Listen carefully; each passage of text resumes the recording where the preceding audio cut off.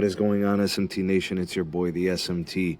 AT&T with an absolutely tremendous Q3 2020. Numbers look fantastic. A lot of the metrics, I mean, no other way to spin it, but it's all pretty much positive. The TV and the studio pains continue, but the wireless also continues to be the strength. Internet also thriving as well. Let's go ahead and take a look at some of these numbers. So AT&T added more postpaid phone subs than Verizon Wireless in Q3 of 2020, and the churn rate is just as good.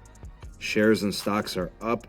I believe the last metric I was able to identify was about 4%, ending a bad 10-day skid in which they lost value on those days. Total revenue was above predicted, came in at $42.3 billion, estimated at $41.6. Wireless still carrying the mail for the big blue carrier, $17.9 billion in revenue.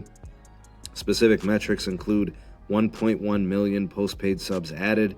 Predictions were in at about 100 to 300,000, so they clearly exceeded that.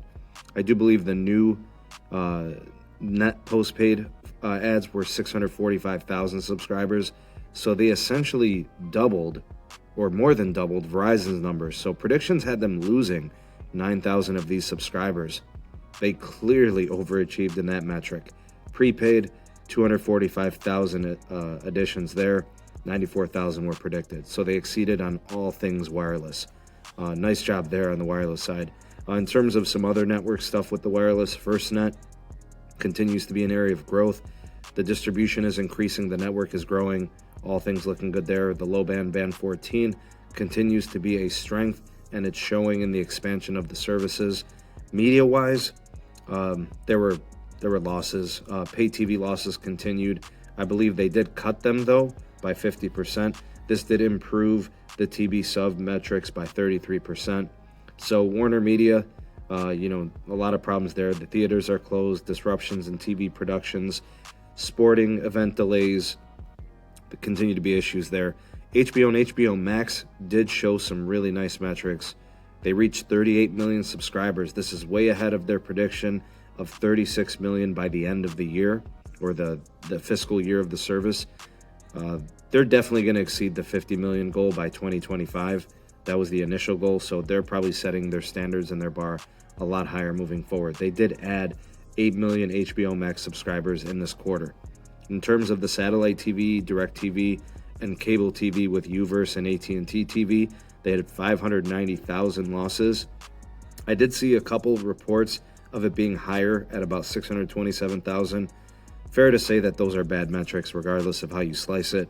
Broadband had growth, plus 357,000 in the fiber side.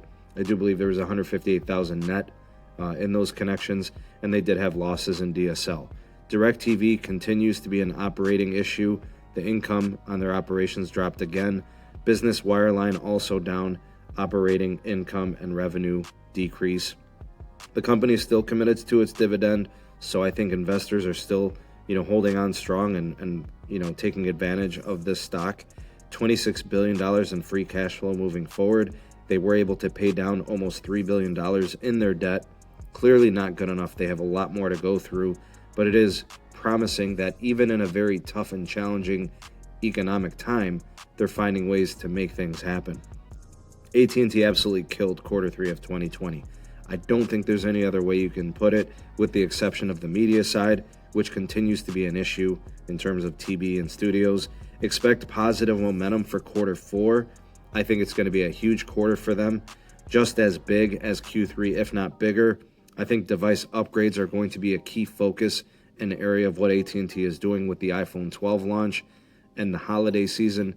I do think that AT&T is probably likely to have the best quarter of any wireless telecom this quarter for Q3. But moving forward in Q4, I think that positive momentum is going to continue, and they're also going to have the biggest Q4.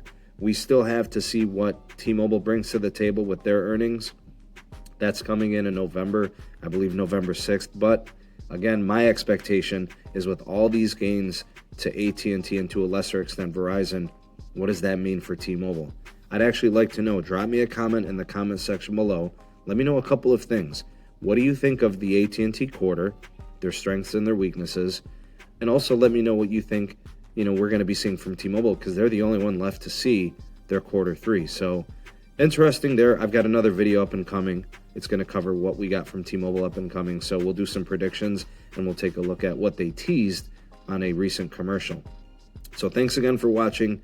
If you appreciated this video, give it a like, share it to all your socials. That helps out the channel tremendously. Also, check out some of the links in the description box.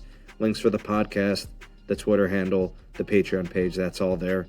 And of course, if you're new and you want to become a part of the SMT Nation, simple enough. All you got to do is hit that subscribe button, activate the bell notification icon so you never miss an upload from the SMT.